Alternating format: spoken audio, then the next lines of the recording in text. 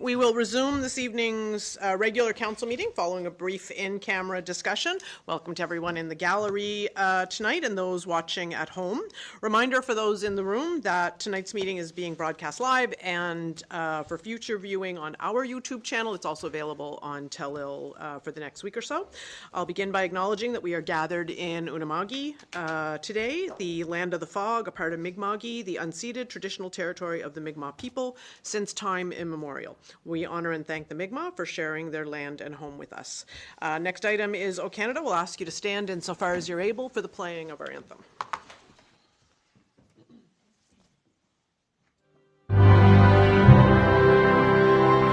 O Canada, our home and native land, true patriot love in all of us command. Car ton bras s'est porté l'épée, il s'est porté la croix.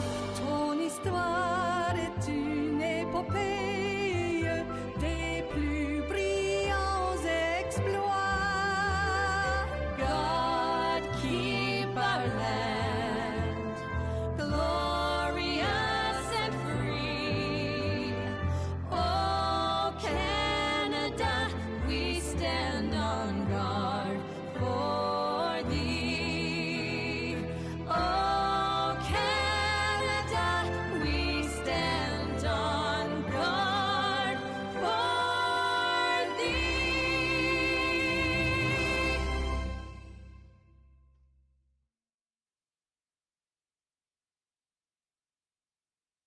Take the roll call of councillors. Thank you, Madam Chair.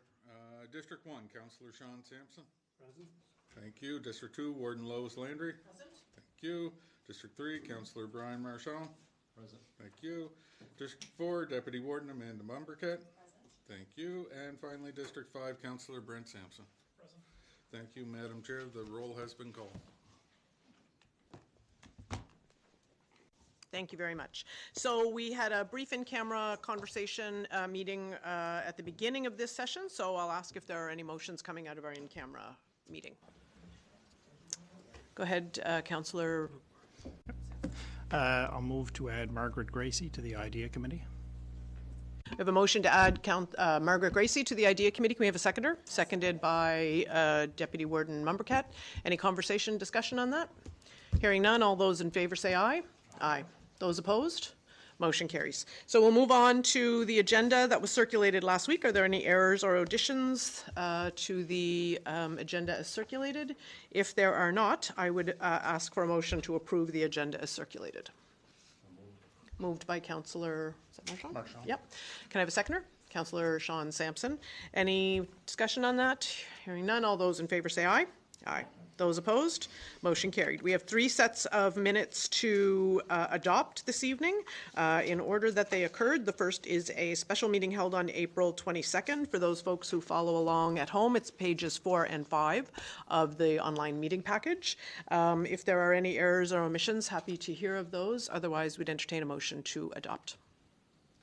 I'll make the motion to adopt. Moved by Deputy Warden. Can I have a seconder?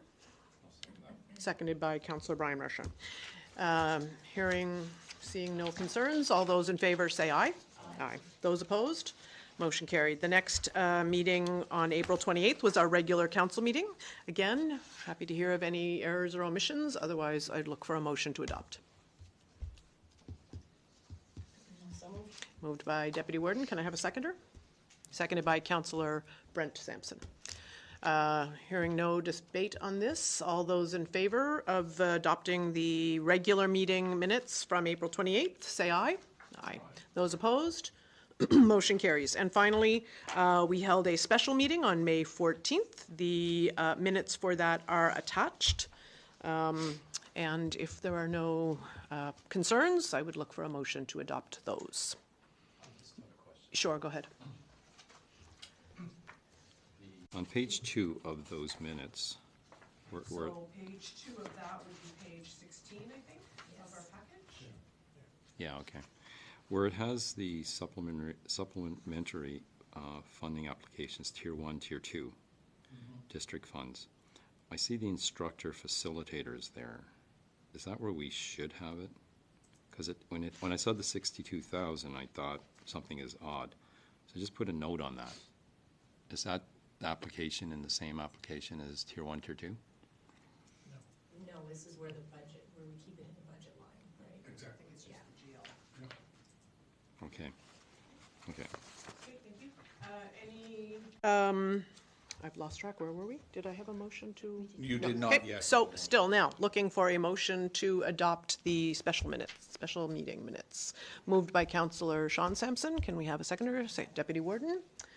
Any other concerns? Hearing none, all those in favor say aye. Aye. Those opposed? Motion carried. We now have a 10-minute question period, and these are for items that are on our committee reports. And if anyone has any questions, you can call us at 902-226-9885. We can take questions from the gallery. Just a reminder that this question period is so that if anyone has any concerns about the committee reports that we have, we would hear from folks before we voted on those motions. So it's Committee of the Whole, Bylaw Policy, and Idea Committee this month. So there's a bit of a delay, so it's an awkward pause here for a minute while we make sure there are no questions from the public.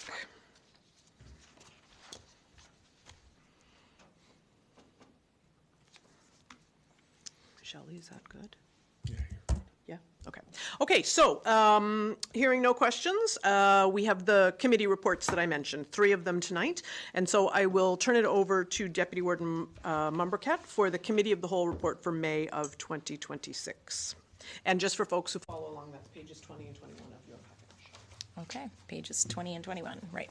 Okay, so the Committee of the Whole report, May 2026. The committee met on May 12th, 2026. I'm just wondering why I'm squinting at this when there's a Zoom button on my screen. The committee met on May 12th, 2026. The committee discussed the VON proclamation request. I move that Council accept the recommendation of the Committee of the Whole and proclaim May 17th to 23rd, 2026 as VON Week in Richmond County. We have a motion on the floor. Can we have a seconder? Seconded by Councillor Brian Marchand. And I'll just say that once we vote, if we vote in the affirmative, I will read the proclamation. So any other discussion on that? Hearing none, all those in favor say aye. Aye. Those opposed? Motion carried. And so the proclamation is as follows. Whereas the Victorian Order of Nurses for Canada is a charitable community-based healthcare organization that has addressed community health and social needs for 129 years. Whereas the VON Richmond County Home Support Workers, Community Support Services Coordinators, and many other staff and volunteers have been caring for the lives and well-being of residents of Richmond County since 2019. And VON's nursing, health promotion, and support services made a contribution to the healthcare system in Nova Scotia. Therefore, be it resolved that I, Warden Lois Landry, on behalf of the Richmond County Municipal Council, hereby proclaim May 17th to 23rd, 2026 as VON Week here in Richmond County. I'd like to encourage all residents of Richmond County to support VON and our community by sharing positive messages and supporting VON's Richmond's charitable programs. Thank you. So I'll back over to Deputy Warden. Thank you, Warden. The committee discussed the correspondence from Jim Kavanagh, Fire Chief of the Port Hastings Volunteer Fire Department. I move that Council accept the recommendation of the Committee of the Whole and direct the Warden to write a letter to the Alan J. McCacken Regional Airport Management Committee recommending that emergency services representation be included on the committee. Okay, we have a motion from the Deputy Warden, seconded by Councillor Brian Marchand. Any debate on that? Hearing none, all those in favor say aye. Aye. Those opposed? Motion carries. I move that Council accept the recommendation of the Committee of the Whole and direct the Warden to forward the correspondence from Jim Kavanagh, Fire Chief of the Port Hastings Volunteer Fire Department, to the Alan J. McCacken Regional Airport Management Committee with a request that the items raised be placed on the agenda for discussion at an upcoming meeting. Moved by Deputy Warden, seconded by Councillor Brent Sampson. Any discussion on that? Hearing none, all those in favor say aye. Aye. Those opposed? Motion carried. This concludes? This concludes the Committee of the Whole report for the month of May 2026, and I move its adoption. Thank you. We have a motion on the floor to adopt the Committee of the Whole report. Can I have a seconder? Seconded by Councillor Brian Marchand. Any discussion on that report? Hearing none, all those in favour say aye. Aye. Those opposed? Motion carried. Next committee report is the Bylaw and Policy Committee report. And so there is a report on page 22, but there are two policies we're looking at, the flag policy and the credit card policy. You can see those in your package, pages 23 to 30. So I'll turn it back over to the Deputy Warden for that report. The Bylaw and Policy Committee report for May 2026. The committee met on May 12th, 2026. The committee discussed the flag policy. I move that Council accept the recommendation of the Bylaw Policy Committee and adopt the flag policy as presented. Okay, we have a motion on the floor. Can we have a seconder? Seconded by Councillor Brian Marchand. Any discussion on that? Just for folks who may not have seen it, it's to add Epilepsy Awareness Day to our flag policy. So hearing no debate on that, all those in favour say aye. Aye. Aye. Those opposed? Motion carried. The committee discussed the credit card policy. I move that Council accept the recommendation of the Bylaw Policy Committee and adopt the credit card policy as presented with the following changes. In Section 4.1C, remove the words inclusive of tax. In Section 4.1C, add the words and cash value after the word balance, and add on the first regular council meeting in April after the word annually. In Section 4.4A3, replace the words lost or stolen with lost, stolen, or compromised. And in Section 4.5C, replace the word checked in with signed in. We have a motion on the floor to make those changes, as well as those included in pages 28 to 30 of the package that you see in there. So we have a motion on the floor. Can you have a seconder? Is Councillor Brian Marchand. Any other discussion on that? Hearing none, all those in favour say aye. Aye. Those opposed? Motion carried. This concludes the monthly report of the Bylaw Policy Committee for May 2026, and I move its adoption. Thank you. Thank you. We have a motion to adopt the Bylaw and Policy Committee report. Can we have a seconder? Seconded by Councillor Brent Sampson. Any debate on that? None. All those in favour say aye. Aye. Those opposed? Motion carried. Our last report of the evening is the IDEA Committee report. Deputy Warden Mumbercat chairs that committee, so I will ask her to deliver the report for May of 2026. Okay, thank you, Warden. This is the IDEA Advisory Committee report for the month of May 2026. The committee met on May 7th, 2026. The committee discussed public awareness posters provided by the province of Nova Scotia. I move that Council accept the recommendation of the Inclusive, Diverse, Equitable, Accessible Advisory Committee, and that a letter be sent to the province of Nova Scotia advocating for all public awareness posters to be translated and printed in Mi'kmaq. We have a motion on the floor. Can I have a seconder? Seconded by Councillor Sean Sampson. Any discussion on that? Go ahead, Councillor. Just Councillor. Yeah, I was thinking about this one. It kind of reminded me a little bit, and I may be off base on it. Are they talking about for every poster, is it printed, or specifically doing some, like, for Mi'kmaq communities, or? I don't know if, yeah, sure. Yeah. So this was in reference to a series of posters that were provided for, accessibility related kind of thing, but also, related to diversity, equity, that type of thing. And whereas, we are a province with, when we're developing posters in that vein, we're a province that recognizes Mi'kmaq as a first language, that these posters should also be provided in that. It wasn't for every poster ever produced by the province of Nova Scotia. It was specific to this particular topic. And if I could just add to that, this would be about the topic, the subject matter being about accessibility. So as folks may not be aware, but the accessibility committees have in many places merged with the inclusive, diverse, and equitable. So you're talking about posters that would be promoting diversity, promoting equity. So in that instance where we do have the Official Languages Act and the Mi'kmaq Language Act, that vein of posters would be, we suggest that they consider Mi'kmaq. Councillor Marchand? Thank you, Warden. I guess my line of questioning is similar to Councillor Brent's. So where are these posters? Are these posters going to be like, are they at buildings? Are they ones that are sent out? And are these same posters, are they kind of asking that they be written only in that language? Or are they written in multiple, French, Gaelic, all the languages? The 3 languages, For the same posters? They just want everything that's on. So can you give me an example of where one is, or? Okay, just waiting for my light to come on there. So a lot of these posters, some of them just end up in digital format. Others are created to be printed and put up in places. So for instance, if, during Accessibility Week, or if there were something going on, then you would see them printed and put up in place. Or if you were just trying to create general awareness on a bulletin board, if we, as a municipality that cares very deeply about this subject, it's something we might place in the in the foyer, or, that type of thing, or at an event that we're hosting. But certainly many of them would be digital as well. Madam Chair, if I may, just to help you on your, we received the package today from the province, and there are 4 English posters and 4 French posters. There are no bilingual ones. It's either English or French, and there's definitely no Mi'kmaq at this time. Okay, and you'll be writing this letter?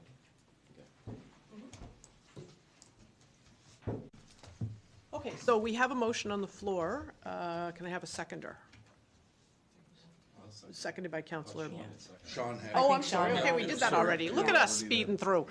So we have a motion on the floor, and it's been seconded. And is there any other debate? Hearing none, all those in favor say aye. Aye. Those opposed? Motion carried. Okay.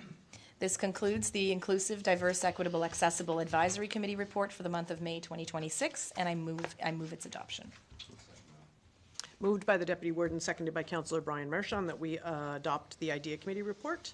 All those in favor say aye. Aye. Those opposed? Motion carried. So we will move on now to new business, and we have one item under new business, which is the correspondence, I guess, but it is we'll put it under new business because it is a meaty topic. It's more than just a correspondence. So it is regarding Port Hastings Visitor Information Center. So just for folks who maybe don't watch all of our meetings, early in the budget process provincially, we came to find out that the visitor information centers across Nova Scotia were going to be closed. I think that we found that out on a Thursday, and Tuesday night following that Thursday was a meeting here. And so we made a motion at that meeting to write a letter raising our concerns and asking essentially for that to be reversed for the visitor information centers across the province. I don't think we included the airport, but regardless. We also wrote a letter to our neighboring municipalities to say that we would be interested in having conversations about what other alternatives might look like. So in response to some of those conversations, we got information from Destination Cape Breton. And there is a letter that is on pages 32 and 33, and then there's a bit of a PowerPoint presentation. So just a reminder, we just advertised today that we will be having a special meeting of council on Thursday in order for us to vote on the budget. So whatever conversation we have here must be mindful of the fact that we have not passed our budget for this fiscal year. So happy to entertain conversation. If somebody would like to start us off, is your button on or is that just stuck on? Oh, am I on? No, it's just Clayton. Okay, yeah. Well, that's okay. I can ahead, speak sure. to it Since your since it's button convenient. said go. My button said go. All right. So I would just like to thank DCBA for the proposal. I think it's representative of a progressive line of thought on a valuable resource for our island. I don't know how other communities are reacting. If they're doing the same thing, so kudos. And I'm seeing Robbie Cotton here in the audience, who I know is a representative board member, and Sean Ross as well. Are you still? Yes, of course. Yeah. So thank you to both of you for your representation there. This visitor information center, by all accounts, is one of the one of the VICs in the province that does the most direct bookings. It helps people who are coming onto the island find all those hidden gems, so I'm very excited about it. That being said, I still believe that what we wrote in our letter about VICs at ports of entry and reversing that decision, as a provincial responsibility was the way to go. That being said, we need a plan B. So, thank you to the folks who put this together. And I guess the question I would have, is what kind of timeline are we on to be able to make this decision and get all the municipalities lined up, to get the province lined up? So that's the only kind of question, I guess, that I have, because I know that the idea is we want to start. I think the start date is a couple weeks later than normal. So how quickly can all that happen is what I'm wondering. And I don't know that there's an answer to that question, certainly from the members here tonight or at all. So. And I will say that in the last line, we would welcome the opportunity to discuss it further with you and your team. So I don't think there's any problem with having conversations about this. I get the impression that this is a decision each municipality has to make. And so we may very well, one municipality, whether it's us or another, may go, rah, absolutely, we're in. And if others don't, then there's going to have to be some conversations by the people leading this charge. But our conversation tonight is, do we believe that the $5,000 ask is within, the scope of what we feel comfortable doing for this pilot project? Councillor Marchand, I see your finger on the button. Yes? Yeah, I guess some of the things that you just stated, we don't know if the province is in on this yet. They've been asked for a considerable amount as well. I wasn't for this at the beginning because I believe the marketing levy should be utilized for this. And discussions we kind of had just before the meeting started, I guess, kind of changes my tone. Worries I had as well of this being a pilot. We know where pilots go. They just continue to keep coming after us for money. But I guess I'm hearing that that's not going to be the situation here for sure. So I'm not as against it as I was initially reading the information. And I would just clarify that every budget season we are able to decide where we give money. So this is a pilot. We have. Yeah, we absolutely have. Go ahead. So when this first was brought up, you guys can remember me saying I was at a loss for words, and I spoke for about 10 to 15 minutes afterwards. So I'll try to keep it I'll try to keep it short and sweet this time. But like Deputy Warden said, I'd like to thank Robin and Shauna for their presence, and thank Destination Cape Breton, Terry Smith, and our provincial government, and all our neighboring municipalities and towns, and hopefully we can all get on board to see this through.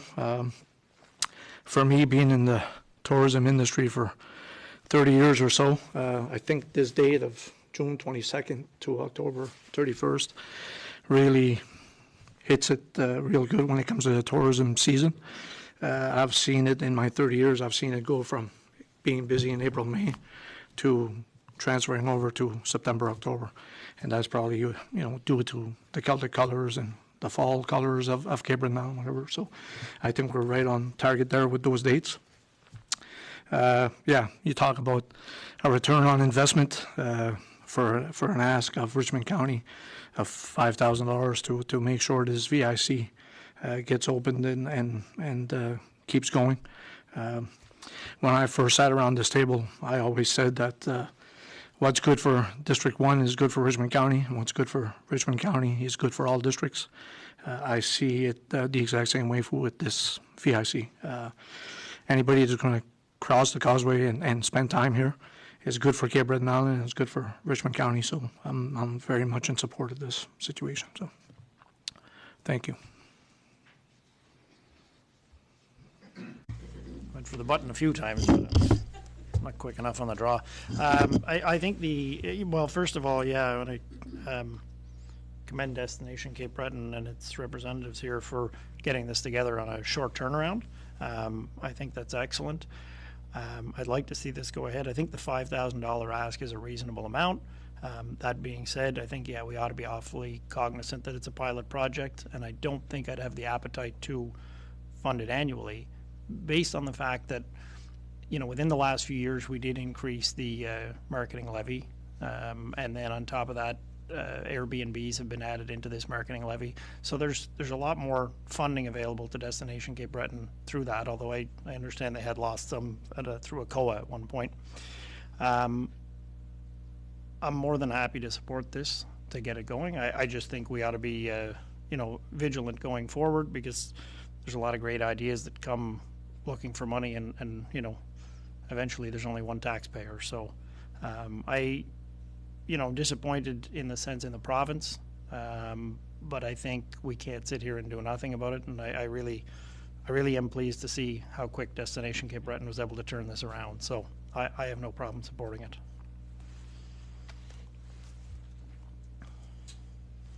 Yeah, I think we can capture a unanimous sentiment that, kudos to the folks at DCB for pulling this together. I share Deputy Warden's concerns about, us diving into provincial areas and allowing the province to not assume responsibility. I believe should be assumed by the province. But I also believe that the best way to make the case for a change in sentiment from the province is to collect the data that I believe this pilot project will do. So I think even as a pilot project, I think it doesn't necessarily take us off track for that approach. Councillor Marchand, do you have an additional comment? Do you want a motion or refer it to Thursday's meeting? I think that we should refer it to Thursday's meeting with a motion, yeah. Okay, I'll move that we refer this to discussion on the $5,000 contribution or funding to DCB to Thursday's special meeting. So we have a motion and on the floor, and it has been seconded. And hearing no other, do you have another comment or?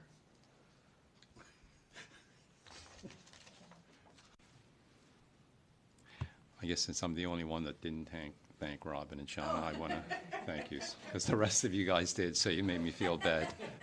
I'm sure you were both heavily involved in turning this around so quick and being fiscally prudent, for sure. Thank you. Great. So we have a motion on the floor, and it has been seconded to move it to our meeting on Thursday night, where we expect to put the budget to a vote. So all those in favor, is that, no, that's, okay.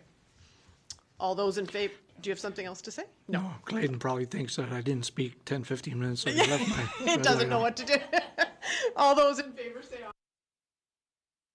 Motion carried. Okay, so now we'll move on to correspondence.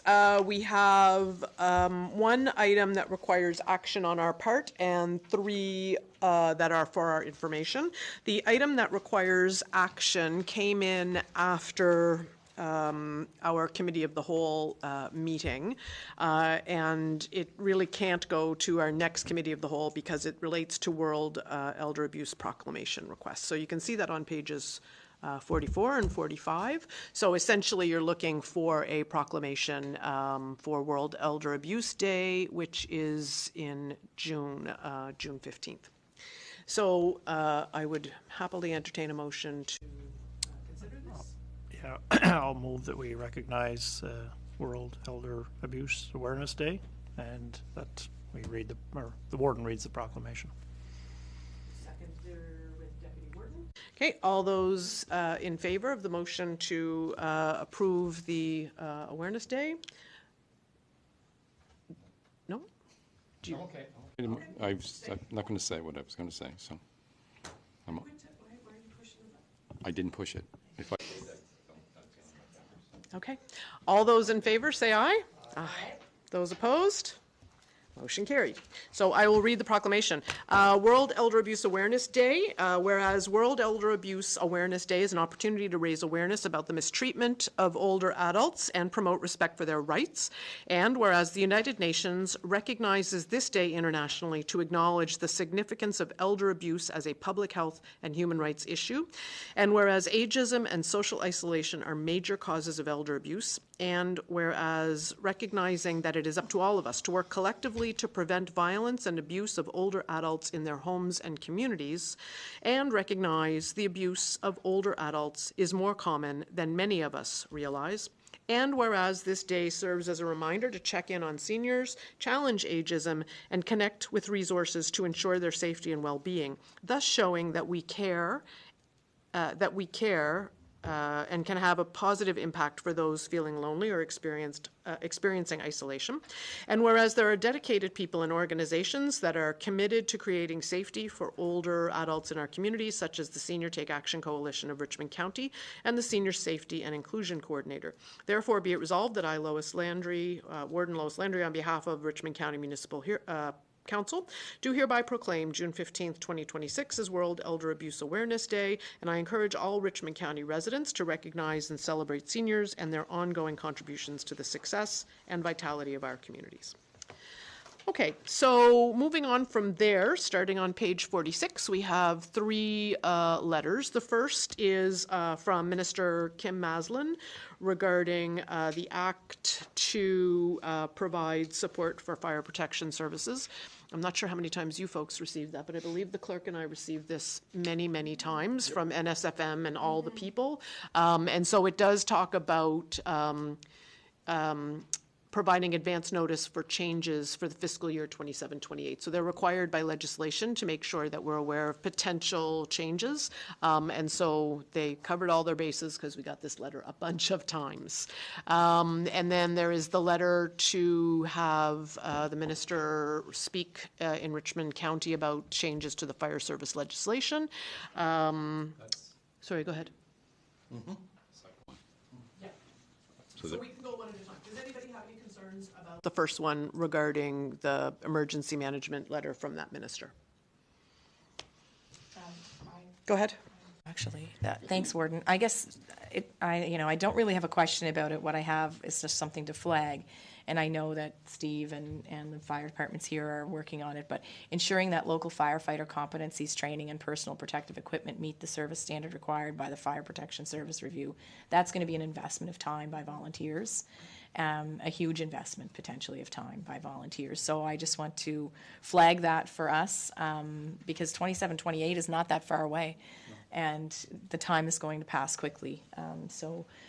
I don't know, I don't know what kind of supports are going to be happening provincially to support that activity, but it's, it's going to be an undertaking. It's one of the reasons for the second letter, really. Yeah. Yeah. Okay, any other comments about that first issue? Second letter is the one that I wrote at the request of the Fire Services Committee. They just wanted to invite the minister or the deputy, or both, to speak to us, potentially council to be invited as well. And I said I would do that through our MLA, and he asked that it be done in letter form. It's just easier to track. So go ahead. yeah, that's for the fall.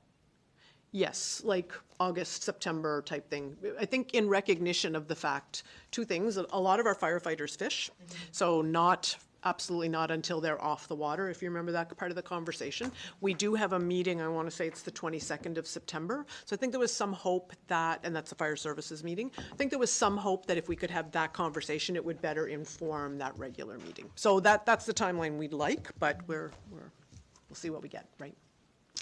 Okay, and the last one on pages 49 to 53. This is just because there was a letter provided, and whenever we have expenditures going to conferences and that kind of thing, it's not a bad thing to get a little bit of information about what was covered. So this is the one-day event that I went to in Halifax. Go ahead, Councillor Marchand. Thank you, Warden.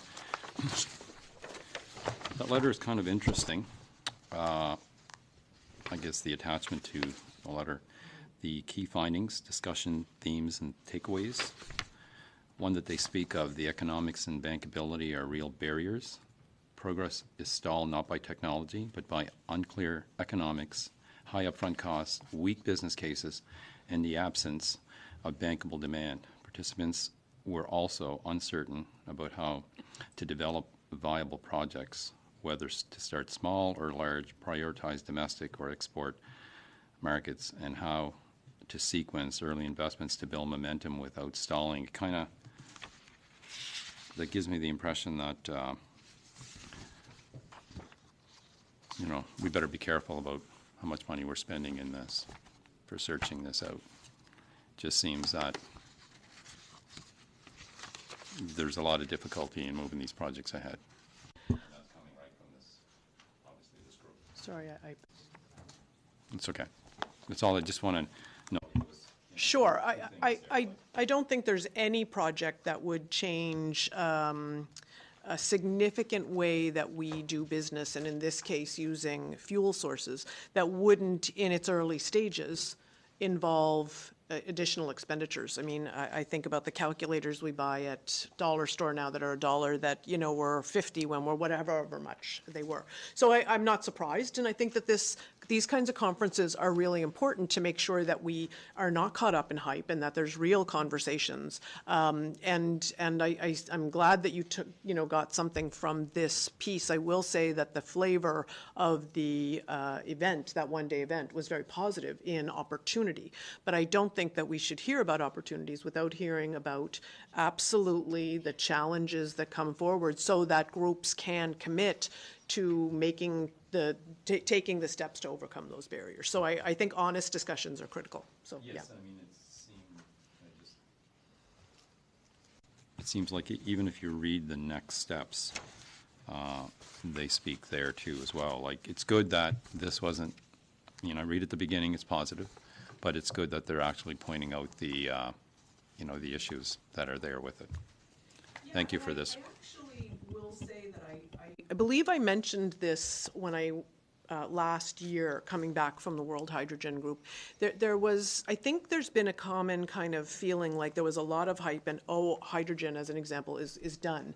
And what they spoke about at that, and I believe I spoke about it here, was that is typically the ebb and flow you see. So a new technology brings everybody out and everybody's got an idea and everybody sees an opportunity for this to be a moneymaker. And then the people who really didn't have, whether it's supply chain figured out or the staying power, or they didn't have all of the infrastructure in their, committed to that, those folks kind of, fall off, and then you get the real investors and the real opportunity. So I think if you read this and you marry it up to the domestic use strategy and some of the things that we've seen in terms of some changes internationally, I think it's important for us to get good information, and I think we should hear about the obstacles so that we make qualified decisions when it comes up. I don't think it's a new thing, though, using hydrogen. This has been, because you kind of mention it. Well, I guess, yeah. I mean, it's always been energy intensive. Putting the word green in front by using wind turbines, I guess. Yeah, that's different. You're right. That's maybe the new part. Sorry. No, and it's a good point because hydrogen is not new. Yeah, that's right. Okay, so are there any other comments on the information there? So. Thank you for that. Yep, no problem. And then actually that feeds nicely into the next item on the agenda, which is the Deputy Warden speaking to us about Wind Europe. And so we have an energy manager who kind of takes care of our travel and kind of represents us. That's a part of his assignment, funded largely by the feds. But in this instance, he had a new baby on the way. And so very grateful that in really short notice, the Deputy Warden was able to go in his place. So she's prepared a couple of talking points. And I will just say, Deputy Warden, the information in the package here from 54 to 68 is here, but there's a separate whole package link on our website that includes some PowerPoints from these folks. So rather than have a 300-page, it's just like we did the domestic use strategy. So it's the PowerPoints from those individual presentations are also available. So over to you. Okay, thanks, Warden. And can I just say before I jump into this that I wish every conference sent a follow-up like that Hydrogen East did, because my goodness, that would have been handy. Anyhow, but this was one that I put together. And I will say that, last time I attended a Wind Europe conference was 3 years ago. It was very much a learning journey to find out what did this look like in other jurisdictions. What I attended this year was a very different flavor. It was very programmed by a consultant company because we were part of a trade mission with Marine Renewables Canada, and they made sure that all of the participants got the best bang for their buck, and you'll see that in the schedule that they put together. So Marine Renewables Canada was front and center, kind of nationally. There were participants in that trade mission from the West Coast, Newfoundland, Nova Scotia, New Brunswick, I think even PEI. So it was really, it was a great gathering, I think about 30-ish participants. I'm not going to read this all, but it was very helpful. I have to say the Spanish, the Spanish hosts were incredibly supportive. They had a pre-mission briefing the day before the conference opened with all of the Canadian delegates and companies, and that was an opportunity for us to meet the Trade Commissioner, to welcome, for them to welcome us, and also to get some briefing on what was to come in the next few days. It was a good staging platform. And so, I've got a few pictures that I've included from there, but also I wanted to draw your attention to page 55, which is a larger picture of the Marine Renewables Canada trade show booth. This is not a typical trade show that we would see here in Atlantic Canada. This is a massive trade show. I believe there were a little over 10,000 attendees to this event, hundreds of booths, and you'll see that, it was almost set up like a cafe. So in the back, you'll see there was a private meeting room area. There was the screen you see on the left, although there's only a title on it. There must have been something transitioning onto it, but that's where our large slides were featured. So there were huge pictures of the Strait of Canso, all of the industries that are along the strait, as well as a video that was playing. All delegates had access to that screen, and so we each had, I think, 3 minutes or something like that of time, and it would loop. So our content was continually being presented internationally. And then at the front, you'll see there's sort of a front desk, and then behind, like to the right, there were some tables and chairs, and there was coffee and tea available for visitors to the booth, etc. So it was a really professional setup, and I have to say kudos to Marine Renewables Canada for that. The other folks that I want to give credit to are Aberdeen International Associates, who was the company that was contracted by MRC to do the scheduling of the meetings, and they made sure that we were in front of every country or industry partner that they possibly could. So it was a jam-packed agenda. There was a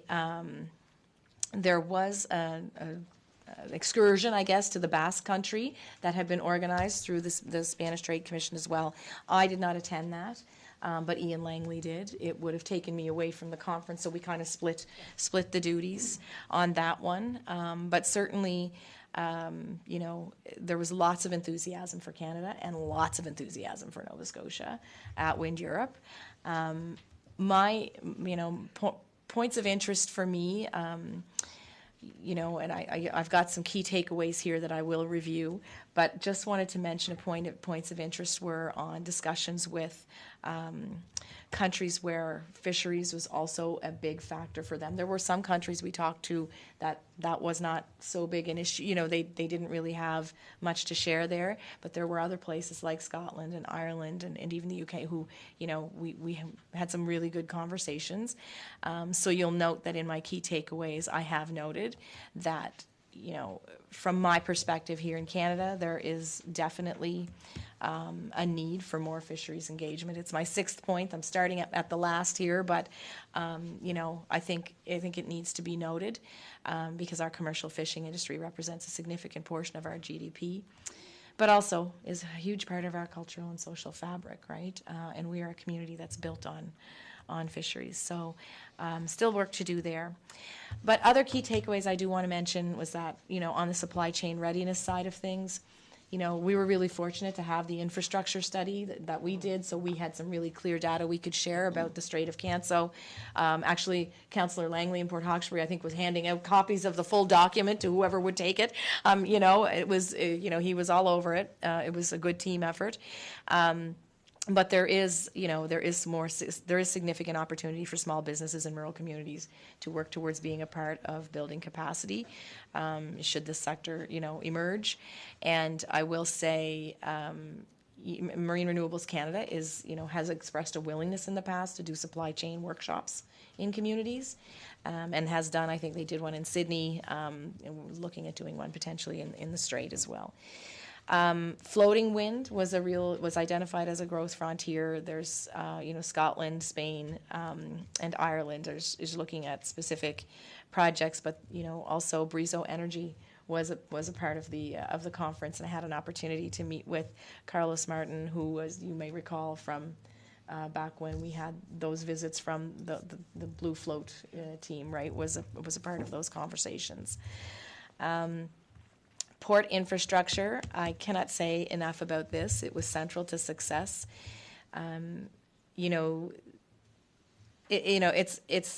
It's a bit of chicken and egg situation in some cases, because you want to have activity before you do large scale investments. The clear messaging that we heard was that you're going to have to do investments in your ports. It could happen over time. You could sequence it, but you're going to have to start in order to be able to take advantage of the opportunity. Some really interesting parallels with the Port of Bilbao, who also constructed a breakwater, is similar in look to our causeway, out of the nearby mountain, and it was just really, really interesting parallels to to the Strait of Canso, and them having the deep water berths, that they've got government support. There were just some really great similarities there. They also talked about some of the ports that we talked to really emphasized about how if you can attract a single manufacturer in the industry, it can create this hub effect for a broader supply chain.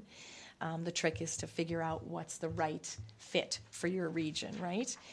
I did note that, I think, from the discussions that we had and looking at some of the content from MRC in the past, I do think, more profile needs to be given to the Strait of Canso, because we are conducting deep water activities here, and I've included some pictures from Ian, who is, has the advantage of being on the water and catching these photos. So you'll see a picture there of what's happening in Pirate Harbor, or the Marine Mulgrave Terminal. There's a semi-submersible there.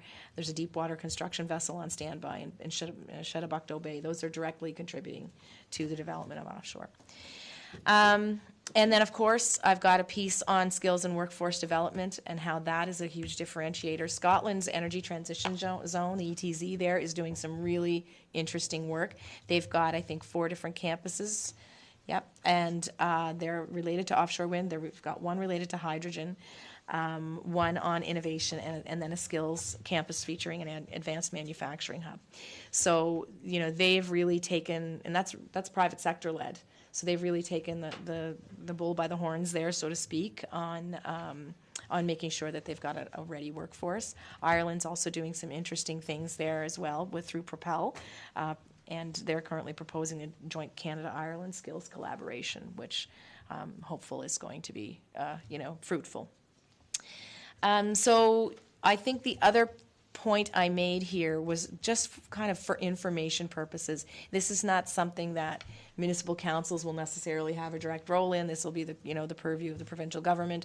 But just so that we're aware, the success of the industry really has been dependent on policy and market structures, and contracts for difference are definitely right now dominating what's happening in every jurisdiction, basically, that we spoke to, because there have been some bids in Europe that have gone out and have not been successful. So now we're seeing this move towards these contracts for differences, which creates a competitive fixed guaranteed price in the long term, which gives developers certainty and stability. So I've got a couple of examples in there, and we don't need to get into them, but I would just think it's good for us to be aware that that's what's seeing success in places like Europe. So it may be something that we're expecting to see here as well. So I think other than that, like I said, there are presentations. Oh, I do want to also say kudos to Martin and Jen and Richard Moricott from Sydney, and the team at the Cape Breton Partnership. They helped to put these collateral pieces together. You don't see the video here, but certainly you see the both the the big one pager of the Strait of Canso, which is a very flattering picture showing our eastern approaches and showing the causeway. We've got some fantastic pictures of industry there as well. And I will say when we show that industry, page to folks who are asking what's going on in the Strait of Canso, it really does open some eyes. They're surprised at how much is going on and how much private sector investment is here now. So it's because it from afar it looks like a very undeveloped port, but there's a lot of industrial activity going on here, and that really tells the story. Last, I will just point out that I included the AIA schedule, and it was a busy one. So. And I'll leave it there and just direct people to those presentations you mentioned, Warden. They're worth looking at. Great. Happy if anybody has questions. Go ahead, Council. Just a couple of questions for Deputy Warden. Where was this conference at? Was it here, Nova Scotia? No, it was in Madrid, okay. Next question, the 500 exhibitors, were they from all over the world? Were they people producing this equipment and that? Okay, and you said there was some from Nova Scotia there as well? That's my button. So no, the Wind Europe conference was in Madrid, in Spain. I just didn't know if the public could hear me answering that question. So there were exhibitors from all over the world. I think most of the exhibitors from here were within the Marine Renewables Canada Pavilion. I'm trying to think if there were separate ones. And that's how a lot of them were set up. Yeah. Unless they were the big, like Iberdrola or, Siemens Gamesa, unless they were large-scale companies like that, countries had pavilions. And I should have maybe included more of that. The German pavilion was a really huge one. There was a UK pavilion. And they would have, anywhere from 10 to 50 to 100 companies involved and that was what was in part determined the size of their pavilions. So similar to MRC, there were, Cherubini was with us, and they signed an agreement with several companies to advance their readiness for supply chain. Angler Solutions from Newfoundland was there, we were there. So that's kind of how it gets organized sometimes, is country based or region based. So some of the people that went were companies that are looking to set wind farms up that were there. Okay. Thank you. Great, thank you very much. I will say, I think we do need to take every opportunity to share what the Strait of Canso has to offer. And there is a new business that's sort of come to this area, Cactus, and there's somebody from Cactus, Len Thompson, I believe is his name.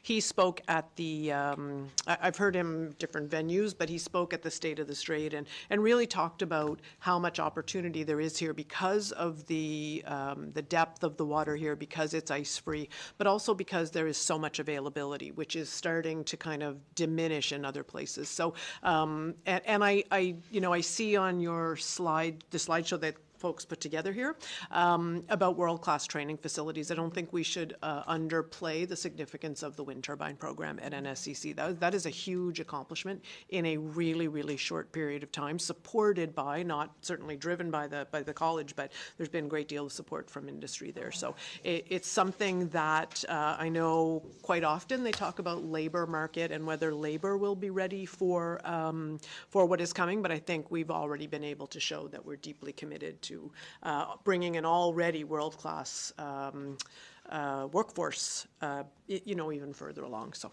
I do want to say one more thing on that. And thank you for flagging that. When, like I said, 3 years ago was a learning journey to figure out what is this industry about and what are the things we need to watch out for.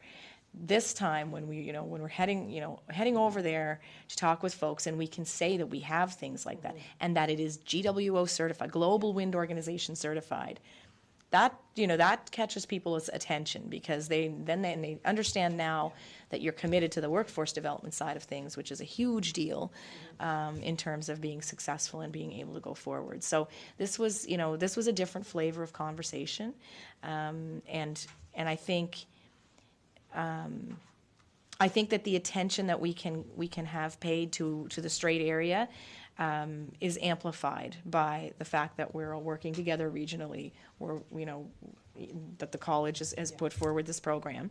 And the things that you can find out at conferences like this, so I made a great connection through Ireland with some folks on fisheries who I'm going to be referring over to Martin. We're just having some chats. You know, that is like those types of folks have so much learning to share with us about what we have to watch out for and what we have to be, you know, thinking about. Made another interesting connection with, I think, what's called E-Concrete, if I'm remembering the name correctly. I don't have my notes here, but you know, they're producing specific concrete molds that they will ship worldwide, and the concrete molds are designed to stimulate aquatic growth, so you know, increasing biodiversity at a much faster rate after projects are, you know, are underway. So there is all kinds of innovation happening in the sector that I think would be important for Nova Scotia to know and for us to know locally. So. Okay, thank you very much. Okay, so the next item on the agenda refers to items that would have been added, but we had none, and so we now have we have a 10-minute question period. This is for restricted items on the agenda. Actually, I apologize. There is actually a review of action items, pages 69 to 77, and if anybody has any.